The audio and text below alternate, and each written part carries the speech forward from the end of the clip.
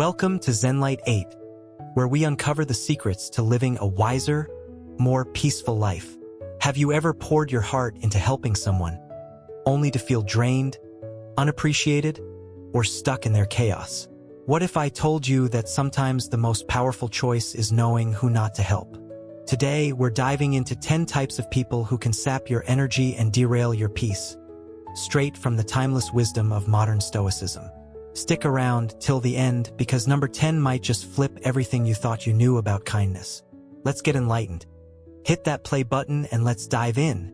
Have you ever found yourself standing at the edge of someone's life, holding out a hand, offering a way forward, only to watch them turn away?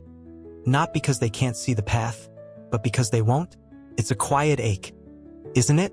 That moment when you realize all your effort, all your hope for them, is like tossing a stone into a still pond. Ripples fade, and the water stays unchanged. Welcome to the world of the immutable, the first type of person modern Stoicism gently nudges us to step back from. These are the folks who cling to their comfort zones like a child clutching a tattered blanket, refusing to let go even when the threads are worn thin and the storms of life are howling outside. They're not just stuck. They've built a home in their stagnation, and no matter how many lifelines you throw, they'd rather sink than swim. Today, let's explore this soul-stirring truth. Sometimes the wisest act of love is knowing when to stop helping, when to protect your own light, and when to let them find their own way through the dark. Picture this. A weary traveler stumbles across a man sitting by a crumbling dock, his boat tethered to a rotting post. The traveler, heart full of goodwill, offers a sturdy rope, a map, a compass, tools to sail toward brighter shores. Day after day, he returns, pointing to the horizon, painting vivid pictures of what could be. But the man just stares at the water, muttering about the waves, the wind, the weight of the journey. "It's too hard," he says. "I'll wait for calmer seas." The seasons turn, the boat decays, and still he sits, unmoved, unchanged. That's the immutable in action. A soul so tethered to the familiar that even the promise of freedom feels like a threat. You've met them, haven't you? Maybe it's a friend who complains about the same dead-end job year after year but shrugs off every suggestion to try something new. Or a family member who gripes about their loneliness yet turns down every invite to coffee, every chance to connect. It's frustrating, sure, but beneath that frustration lies a deeper pang, a longing to see them rise, to watch them claim the life they could have. What makes the immutable so challenging isn't just their refusal to budge. It's the way they pull you into their orbit. You start as the encourager, the cheerleader, whispering, "You've got this." But soon, you're the one carrying their excuses, shouldering their inertia. It's like you're on a sinking ship together, and while you're scrambling for the oars, they're sitting there, arms crossed, complaining about the cold. Why won't they row? You wonder, your voice echoing in the silence. And that's where Stoicism steps in, like a lantern in the fog, illuminating a truth as old as the hills. You can't row for someone who won't pick up the paddle. Epictetus, one of the great Stoic minds, put it beautifully. It's not what happens to you, but how you react to it that matters. The immutable's refusal to change isn't a judgment on your ability to help. It's a mirror reflecting their own resistance, their own choice to stay anchored in the shallows. Your job isn't to drag them to shore. It's to keep your own boat steady, your own course true. Let's flip the lens for a moment. Think about the immutable not as a burden, but as a teacher, one who shows us the power of our own boundaries. Imagine your energy as a golden thread, shimmering with possibility, weaving the tapestry of your life. Every time you pour it into someone who won't move forward, a little of that glow dims. It's not selfish to guard that light. It's sacred. In America, we're raised on stories of rugged individualism, of pioneers who carved paths through the wilderness, of dreamers who built something from nothing. But what about the ones who stayed behind, who watched the wagons roll west and said, "Not today"? The immutable reminds us that change is a choice, a spark that has to come from within. You can fan the flames, offer kindling, even strike the match. But if they won't let it catch, you're left holding ashes. Stoicism doesn't ask us to abandon compassion. It invites us to wield it wisely, to save our strength for soil that's ready to bloom.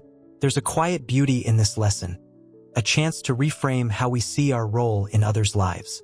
Picture yourself as a gardener. Not every seed you plant will sprout, and that's okay.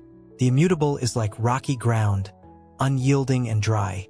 You can water it, tend it, whisper words of growth, but if the earth won't soften, the roots won't take. So what do? You step back, not with bitterness, but with grace. You turn to the fertile patches, the people who reach for the sun, who welcome your care, and you pour your energy there. It's not giving up. It's choosing where your light can shine brightest. Carl Jung once said, "Some people prefer the pain they know over the unknown pain of growth." That's the Immutable's anthem, a melody of familiarity they've memorized by heart. And here's the liberating twist. You don't have to sing along. You're not their composer, their conductor, or their audience. You're free to write your own song, one that lifts you up instead of weighing you down. Now, let's get real for a second. In today's world, where notifications ping, deadlines loom, and the hustle never sleeps, it's easy to feel like we have to fix everyone. We scroll through social media, see a friend venting about the same old struggles, and think, "I've got the answer." We jump in, typing out advice, offering solutions, only to see them post the same lament a week later. It's a cycle as American as apple pie, wanting to help, to be the hero, to save the day. But Stoicism pulls us back, gently but firmly, and says, "Hold up, you're not Superman, and they're not asking to be saved." The immutable doesn't need a cape. They need a mirror, a moment to look at themselves and ask, "What am I waiting for?" Sometimes the most powerful thing you can do is hand them that mirror and walk away, trusting life to teach what words can't. So how do we live this out? Start with boundaries. Think of them as the picket fence around your soul's garden. Decide how much time, how much heart you're willing to give before you say, "That's enough." Maybe it's 5 minutes of listening, a single suggestion, a quiet prayer for their courage. Then you let go. Or try this: instead of fixing, ask questions. What do you think your next step could be? How do you see this playing out? It's like tossing a pebble into their pond.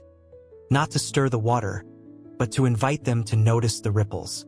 They might not answer, might not even look, but you've planted a seed of reflection. And if it doesn't grow, that's on them, not you. Stoicism whispers a truth we all need to hear. You're not responsible for their journey, only your own. Letting go isn't cold, it's kind. It's faith in their potential, even if they can't see it yet.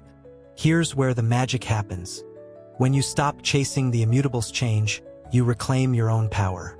You're no longer a passenger on their sinking ship. You're the captain of your own. In a culture that celebrates hustle and heart, it's revolutionary to pause, to say, "I choose me." That's the Stoic secret. Wisdom isn't just in helping. It's in knowing when to step back, when to let the river flow without diving in. The immutable might stay docked forever, gazing at a horizon they'll never chase. But you're free to sail, to explore, to live a life that's yours. Marcus Aurelius once said, "The happiness of your life depends upon the quality of your thoughts." Guard those thoughts, nurture that happiness, and let the immutable find their own compass. As we wrap this up, take a deep breath and feel the weight lift. The immutable story isn't the end. It's just the beginning of a bigger journey. Next time, we'll step into the shadows of the manipulators, those emotional architects who build guilt around your kindness. How do we spot them, and how do we break free? Stay tuned, there's more wisdom waiting just around the bend. Have you ever felt like you're pouring your heart into a cup that never fills, only to realize someone's quietly drilling holes in the bottom? That's the subtle sting of the manipulators, the second type of person modern Stoicism urges us to approach with eyes wide open. These are the emotional architects, master builders who craft guilt and obligation out of your kindness, turning your generosity into their scaffolding. They don't just take. They take over, weaving a web so delicate you don't notice you're caught until your energy's gone. Your peace is frayed, and you're left wondering how you became the keeper of their chaos.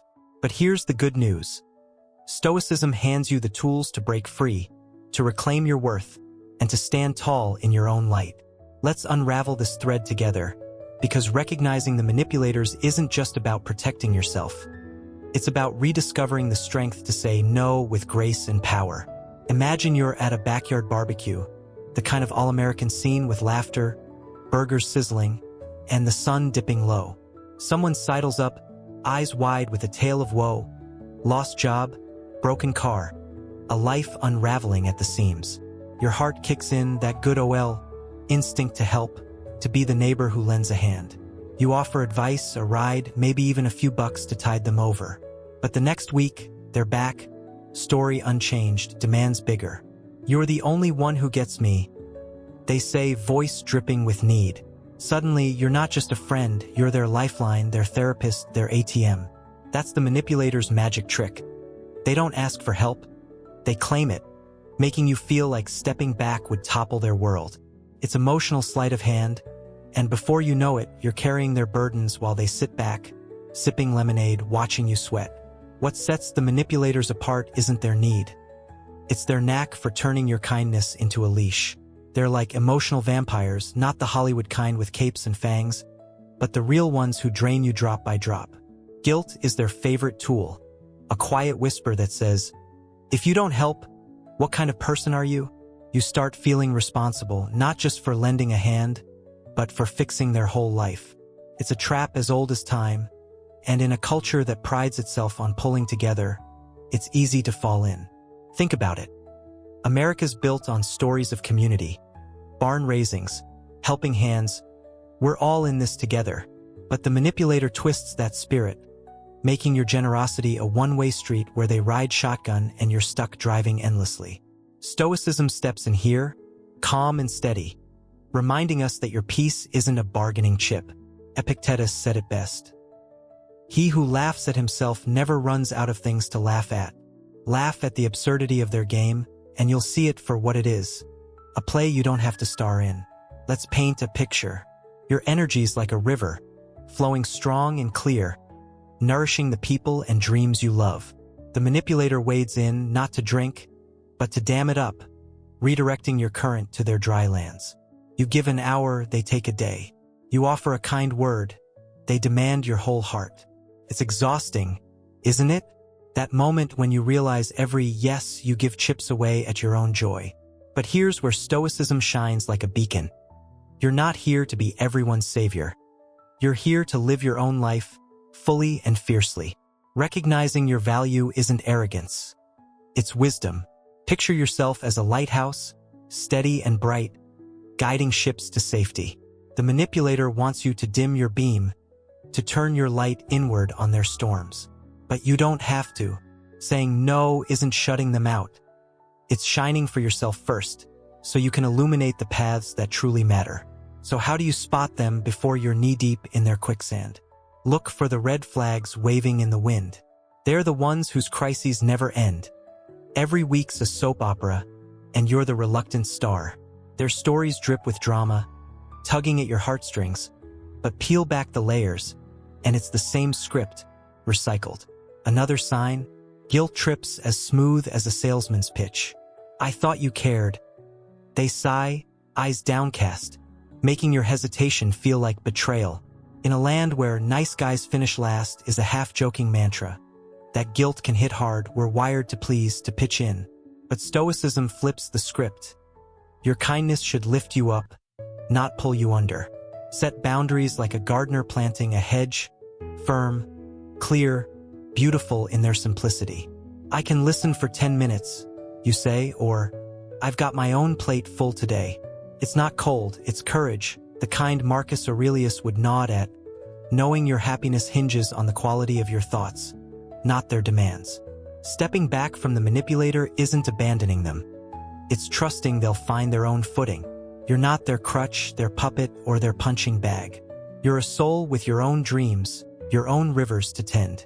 In a world of hustle and hashtags, where doing more is a badge of honor, Stoicism offers a radical gift, balance. A no to them can be a yes to you, to that quiet morning with coffee and a book, to that project you've shelved, to the people who water your river in return. The manipulator might sulk, might push harder, but that's their story to write. You're the author of yours. pen in hand, pages wide open. As we let their shadow fade, another figure emerges on the horizon. One who doesn't just take, but blames. Let's turn the page to the victim, where a new lesson awaits. Now, imagine you're sitting on your porch, the kind of evening where crickets hum and the air smells like possibility. Someone shuffles up, head low, voice heavy with a litany of woes. Life's unfair, they moan. My boss hates me, my friends bailed, the world's against me. You lean in, ready to help, to offer a ladder out of their pit. But the more you reach, the deeper they dig, piling excuses like sandbags around their self-made trench. Welcome to the victim. The third soul modern Stoicism invites us to approach with wisdom, not rescue. These are the ones who point fingers at everything. The weather, the neighbor, the stars, anything but the mirror. They don't just stumble. They build a throne out of their stumbles, reigning over a kingdom of self-pity where action's a stranger and blame's the law. Let's walk this path together, because stepping back from the victim isn't about apathy. It's about empowering both them and you to rise above the storm. Think of the victim as a sailor lost at sea, but here's the twist. They've got a compass, a map, even a sturdy ship, yet they refuse to steer. Instead, they drift, shouting about the sharks, the wind, the cruel tides. Everything but their own hands on the wheel. You've seen them, right? That coworker who gripes about the same promotion they never chase. Or the friend who mourns a breakup but won't heal because everyone's out to get me. There's a script so familiar it could headline a reality show, Why Me? The endless saga. You sit there, nodding, offering a lifeline. Try this?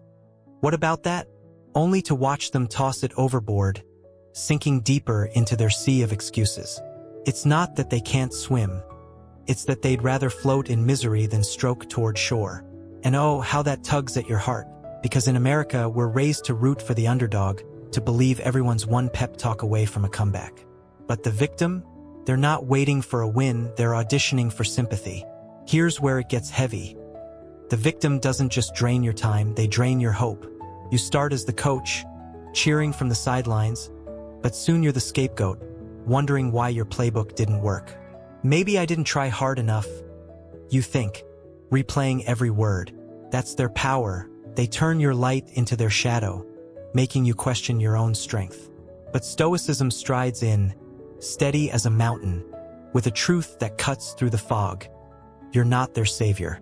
Marcus Aurelius nailed it. You have power over your mind, not outside events. Realize this, and you will find strength. Their throne of self-pity, that's their build, not your burden. Your job isn't to dismantle it, it's to keep your own foundation solid, to focus on the reactions you can control.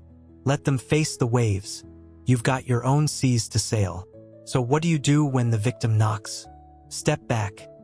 Not with a slammed door, but with a quiet nod. Picture your compassion as a lantern, warm and bright. You can hold it up, let them see its glow, but you don't have to hand it over. I hear you, you say, but what's your next move? It's a gentle push, a nudge toward the wheel they've ignored. They might not take it, might even glare at you for daring to suggest they steer, but that's their call. In a culture obsessed with fixing, with being the hero who swoops in, Stoicism offers a softer heroism. Letting go. It's not abandoning them. It's trusting life's currents to teach what your words can't. Epictetus said, "We suffer not from the events in our lives, but from our judgment about them." The victim's suffering is their lens, not your load. Free yourself from that weight, and you'll feel the air lighten, the porch sway a little easier. There's a gift in this, a chance to reclaim your peace while giving them space to grow. In a world of instant fixes and self-help gurus, stepping back feels radical, almost un-American. But it's pure Stoic gold, focusing on what's yours to shape. The victim might stay adrift, waving their flag of blame, but you're planting roots in resilience, choosing connections that lift instead of sink. As their echo fades, two new shadows loom on the horizon, the narcissist and the time waster, each with their own dance of demand. We'll meet them soon, unraveling more Stoic secrets to guard your light and live your truth. Stay with me, the journey's just heating up. Imagine you're at a county fair, The kind of classic American scene with cotton candy in the air, lights twinkling, and a crowd buzzing with life. Suddenly, someone steps onto a makeshift stage, not to juggle or sing, but to shout, "Look at me!" The spotlight swings their way, and they bask in it, soaking up every cheer, every glance, as if the whole night exists just for them. That's the narcissist, the fourth figure modern Stoicism nudges us to approach with caution and clarity. These are the souls who crave attention like oxygen, always waving their hands, demanding your eyes, your applause, your validation, yet never pausing to ask what you need, what you feel, or how they might grow. They're not here for solutions or connection. They're here for an audience. And here's the Stoic twist. You don't have to buy a ticket to their show. Let's peel back the curtain on this dazzling drama. Because letting go of the narcissist isn't about dimming your kindness. It's about shining your light where it's truly seen. Picture the narcissist as a peacock strutting through life, feathers flared, every step a performance. You've met them, haven't you? Maybe it's that friend who hijacks every conversation with tales of their brilliance. "I aced this. I won that," while your own story sits untold. Or the coworker who posts selfies nonstop, fishing for likes, oblivious to the team's quiet struggles. They're not just loud. They're a one-person parade, and if you try to help, say, offering advice for a problem, they've waved like a flag. Their eyes glaze over. "Yeah, but listen to what I did next." They pivot, brushing your words aside like crumbs. It's a carousel that never stops spinning, and you're the rider who's dizzy, wondering why you climbed aboard. The harsh truth? They don't want your help, they want your spotlight. Helping a narcissist is like tossing coins into a fountain with no bottom.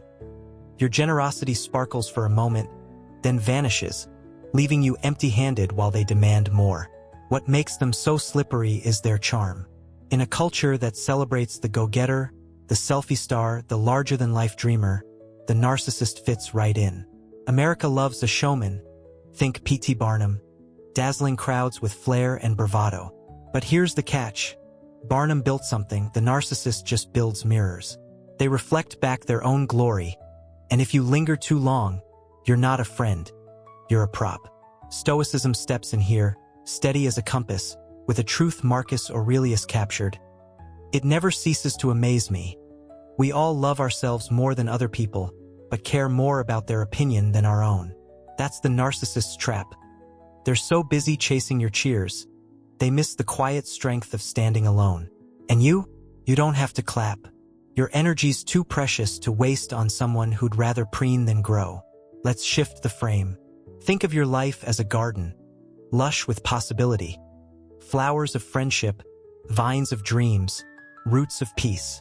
The narcissist strolls in, not to tend it, but to pluck every bloom for their own bouquet. You offer a seed of advice, "Maybe try this," and they toss it aside, trampling the soil as they pose for their next photo op. It's not that they're cruel. It's that they're blind to anyone's light but their own. And that's where Stoicism hands you shears. Cut back the weeds. Boundaries aren't walls. They're trellises, guiding your energy upward, toward relationships that bloom both ways. "I'm happy to listen when it's mutual," you might say, or, "I've got my own garden to water." It's not harsh. It's honest. A nod to your worth in a world that sometimes forgets to look beyond the stage. Stepping away from the narcissist feels like turning off a spotlight you didn't know was blinding you. Suddenly, the fair's quieter, the air's sweeter, and you see the folks who don't need a megaphone. Those steady souls who share the ride, not hog it. Stoicism's gift here is focus. Don't waste time on an audience seeker when you can nurture bonds that lift you both. In a land of Instagram filters and viral fame, it's tempting to feed their hunger for attention, to think, maybe they'll change, but they won't. Not until the crowd thins and they're left with their own reflection. Your role? Be the gardener who chooses fertile ground, not the stagehand chasing their encore. As their spotlight dims, another shadow creeps in, those who don't just take your gaze, but your hours. Let's shift gears to the time wasters, where a new Stoic lesson unfolds. Now, picture yourself on a lazy Sunday, the kind where the coffee's hot, the couch is calling, and you've carved out a slice of peace in a whirlwind week. The doorbell rings, and there they are, those people who don't value your time, the fifth type Stoicism urges us to guard against. These are the ones who treat your schedule like a free-for-all, barging in with demands as if your day's an open buffet. Just a quick favor, they say, and an hour later, you're still untangling their mess while your coffee's cold and your plans are dust. They don't see your boundaries, your needs, your quiet longing for a moment to breathe. They see a clock that ticks for them alone. Let's walk this road together, because protecting your time isn't selfish. It's a Stoic superpower, a way to reclaim the hours that make you you. Think of them as kids spilling juice on your carpet. Not out of malice, but sheer carelessness. You've known them. The friend who calls at midnight to vent, ignoring your early meeting. The neighbor who borrows you for a chore that stretches into dusk. They're not evil, they're oblivious, treating your time like it's infinite, a well that never runs dry. In America, we're wired for yes. Yes to the extra shift. Yes to the last-minute ask. Yes to being the rock everyone leans on. It's the land of the hustle, where busy is a badge and rest feels like a luxury. But here's the rub. Those time wasters don't just take minutes. They take you, chipping away at the space where your soul recharges. Stoicism strides in, calm and clear, with Seneca's wisdom. It is not that we have a short time to live, but that we waste a lot of it. Your time's not a loan to squander. It's gold, and you're the vault. What stings most is how they make it personal. You're always so busy. They sigh, as if your life's a slight against them. Or they barge in, oblivious to the to-do list you've wrestled into shape, acting like their emergency trumps your calm. It's like they're pickpockets, lifting hours you'd planned for a book, a workout, a dream. And in a culture where time is money rings true, it's easy to feel guilty saying no. After all, aren't we supposed to be there for each other? But Stoicism flips that coin. Your time is your life, and guarding it is your right. Picture it as a garden fence, not to keep everyone out, but to keep the good in. I've got 30 minutes, you say, or let's plan this later. It's not a snub. It's a stake in your own soil, a claim on the moments that fuel you. Here's the beauty. When you set that fence, you don't just save time, you save yourself. Suddenly, that Sunday's yours again. The coffee's warm, the couch is cozy, and you're free to dream, to rest, to be. The time waster might pout, might push, but Stoicism whispers, that's their dance, not yours. Marcus Aurelius said, waste no more time arguing what a good man should be. Be one. Be the one who prioritizes, who knows that saying no to them is saying yes to what matters, your family, your passions, your peace. In a world of pings and pop-ups, where every app vies for your seconds, this is rebellion. Choosing where your clock ticks. The time waster fades, and you're left standing taller, time in hand, ready for what's next. As these shadows recede, two more step forward, the deaf one and the dramatic person, each testing your stoic resolve in their own way. We'll meet them soon, unraveling how to hear silence and sidestep theatrics, all while holding fast to your light. The journey's rolling on, stay with me.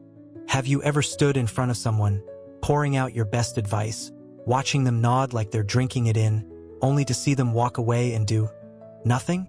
It's like shouting into a canyon. Your words echo, then vanish, swallowed by the silence of their inaction. That's the deaf one. The sixth soul. Modern Stoicism invites us to approach with a gentle, knowing step back. These are the folks who seem to listen, their heads bobbing in agreement, eyes locked on yours, giving you hope that this time, maybe, they'll move. But the next day, the next week, they're right back where they started, trapped in their own loop, as if your voice never reached them. It's not that they can't hear, it's that they won't act. Let's unravel this quiet puzzle, because letting go of the deaf one isn't about giving up. It's about saving your breath for those ready to breathe it in, and trusting life to teach what your words can't. Picture yourself on a hiking trail, the kind of rugged American path with pines stretching high and a river humming below. You meet a friend at a fork, stuck, staring at two paths, one steep but promising, the other a worn circle back to the start. Take the climb, you say, pointing to the view ahead, the strength it'll build. They nod, smile, even thank you, Your heart lifts, thinking you've lit the way. But days later, you find them at the same fork, pacing the same circle, muttering the same excuses. It's too hard. I'll try tomorrow.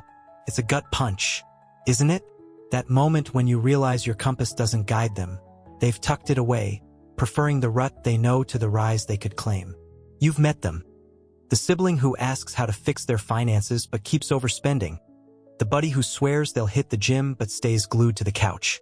They hear you, sure, but it's like planting seeds in concrete. Nothing takes root. What makes the deaf one so draining isn't their stillness. It's the hope they dangle. In America, we're suckers for a good pep talk, raised on locker room speeches and you can do it grit. We want to believe our words can spark change, that one more nudge will flip the switch. So you try again, louder, clearer, thinking, maybe they didn't get it last time. But stoicism slips in, soft as a breeze, with a truth Marcus Aurelius knew well. Waste no more time arguing about what a good person should be. Be one. You can't hike their trail for them, can't carry them to the summit. Their loop is their choice, a rhythm they've mastered, and every lap you run with them saps the strength you need for your own climb. The deaf one doesn't need more volume, they need motion, and that's a spark you can't strike. Let's reframe this. Think of your energy as a lantern, glowing with wisdom, warmth, the best of you. When you share it with the deaf one, it's like lighting a room they never enter. Your flame flickers, their shadows stay. It's not your fault. It's their wall, built high and thick, blocking out action. Stoicism hands you a gift here. Permission to turn away, not with frustration, but with peace. Imagine you're a farmer, scattering seeds across your fields. Some land on rich soil, sprouting tall. Others hit stone, staying dormant. The deaf one's that stone. Not cruel, not broken, just unready. So you save your seeds, your light, for the ground that's eager to grow. The friend who takes your advice and runs with it. The stranger who blooms from a single kind word. That's where your lantern shines brightest, where your effort bears fruit. How do you step back without losing heart? Picture it like this: you're not abandoning them, you're planting a signpost. I've shown you the path, you say, and it's there when you're ready. Then you let go, trusting life's lessons, the stumbles, the silence, to nudge them when words fail. In a culture hooked on quick fixes, where we're told every problem has a hack, this feels counterintuitive. But Stoicism's wiser. Epictetus said, "It's not what happens to you, but how you react to it that matters." Your reaction, calm, steady, focused on what you can control. Your energy, your trail, your glow. The deaf one might circle forever, nodding at ghosts. But you're free to climb, to breathe the air at the top, to live where your voice echoes back in growth.